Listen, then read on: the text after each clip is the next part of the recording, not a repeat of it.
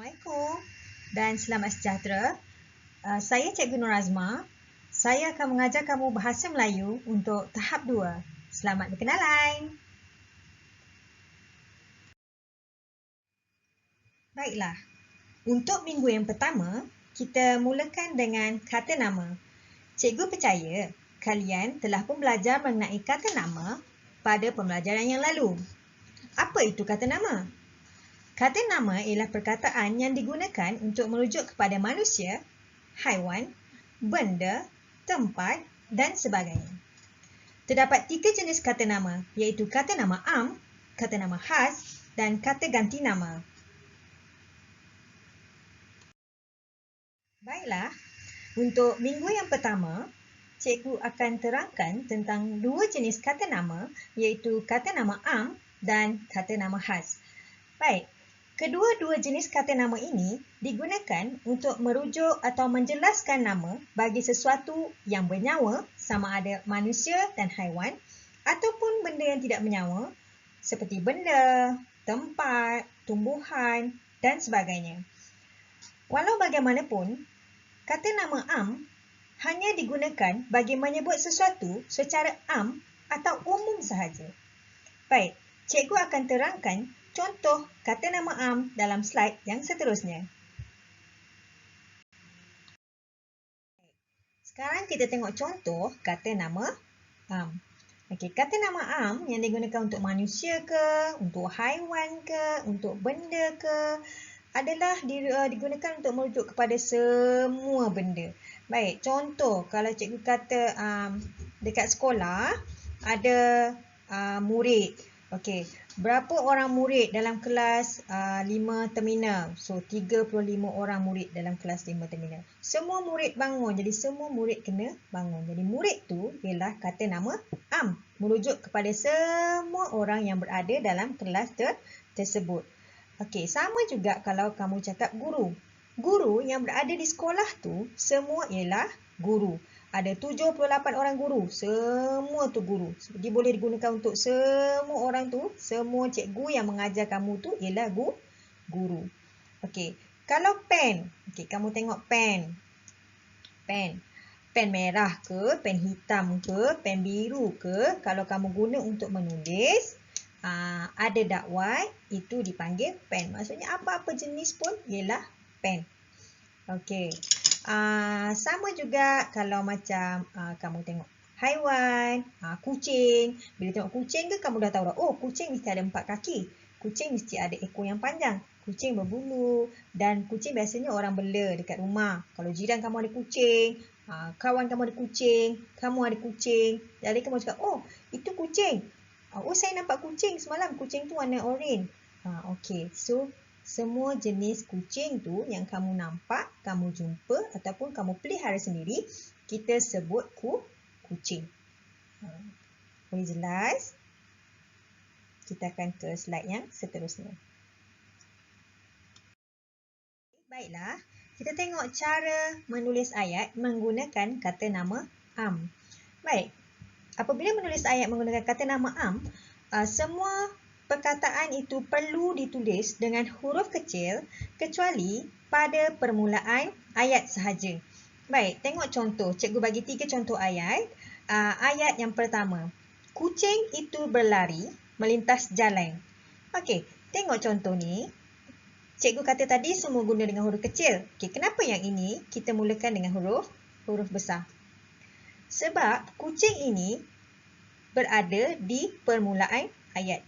Apabila berada di permulaan ayat ataupun pada awal ayat, maksudnya kita kena tulis bermula dengan huruf besar. Tengok contoh yang kedua. Contoh yang kedua, Ali mencari kucingnya yang hilang. Okey, kucing dalam ayat yang kedua ni, cikgu dah kecilkan huruf K tu sebab dia berada pada tengah-tengah ayat. Baik, sama juga dengan ayat yang ketiga. Ali memelihara 2 ekor kucing. Sama juga K tu cikgu dah kecilkan sebab dia berada pada akhir ayat. Jadi, apa yang kamu perlu ingat ialah apabila menulis ayat menggunakan kata nama am, kamu perlu menulis dengan huruf kecil kecuali kecuali pada permulaan ayat. Baik, kita akan seterusnya belajar kata nama khas.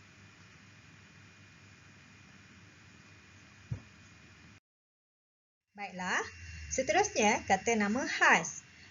Sama saja, kata nama khas dengan kata nama am, kedua-duanya digunakan untuk merujuk kepada nama sesuatu benda yang bernyawa dan tidak bernyawa. Bezanya, kata nama khas ini digunakan untuk merujuk khas kepada sesuatu itu sahaja. Baik, kita tengok contoh dalam slide yang seterusnya. Baik, contoh kata nama khas. Kata nama khas yang merujuk kepada manusia. Contohnya, kalau tadi kata nama am, kita sebut murid. Dalam kelas 5 terminal contohnya, ada 35 orang murid. Jadi, semua tu murid-murid. Kalau cikgu kata, okey, semua murid bangun. Jadi, semua orang yang dalam kelas tu kena bangun. Berbeza dengan kata nama khas, contohnya, kalau cikgu kata manusia, cikgu kata, okey, Zaidi bangun. Maksudnya, khas untuk Zaidi sahaja. Arahan tersebut khas untuk Zaidi. Jadi, Zaidi sahaja yang kena bangun.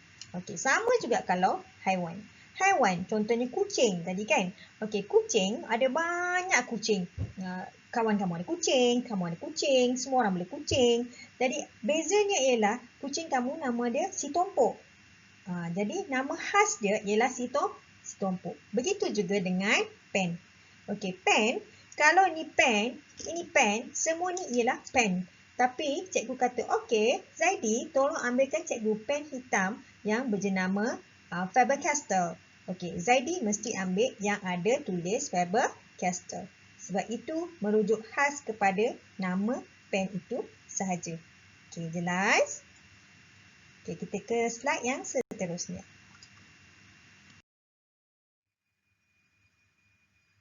Seterusnya, kita akan belajar cara menulis ayat menggunakan kata nama khas. Okey, suka cikgu nak ingatkan di sini, apabila kamu menulis ayat menggunakan kata nama khas, kamu perlu menulis bermula dengan huruf besar. Tak kiralah kata nama khas kamu tu berada di mana? Di tengah ayat ke, di permulaan ayat ke, di akhir ayat ke, kamu kena tulis bermula dengan huruf besar. Okey, tengok contoh. Ada 3 contoh cikgu bagi. Contoh yang pertama ialah penggunaan kata nama khas pada awal ayat. Okey. Aira membela seekor kucing. Okey, kata nama khas dia Aira. Aira merujuk kepada nama seorang budak perempuan. Okey, khas nama dia Aira membela seekor kucing. Jadi A tu kena tulis dengan huruf besar. Tengok ayat yang kedua. Kucing Aira sangat comel dan manja. Okey, Aira ni berada di tengah ayat. Tapi kita tetap kena tulis bermula dengan huruf besar. Sebab dia ialah kata nama khas. Begitu juga dengan ayat yang ketiga. Kucing itu kepunyaan Aira. Walaupun dia berada pada akhir ayat, kita tetap kena tulis bermula dengan huruf besar. Itulah bezanya antara kata nama am dan kata nama khas.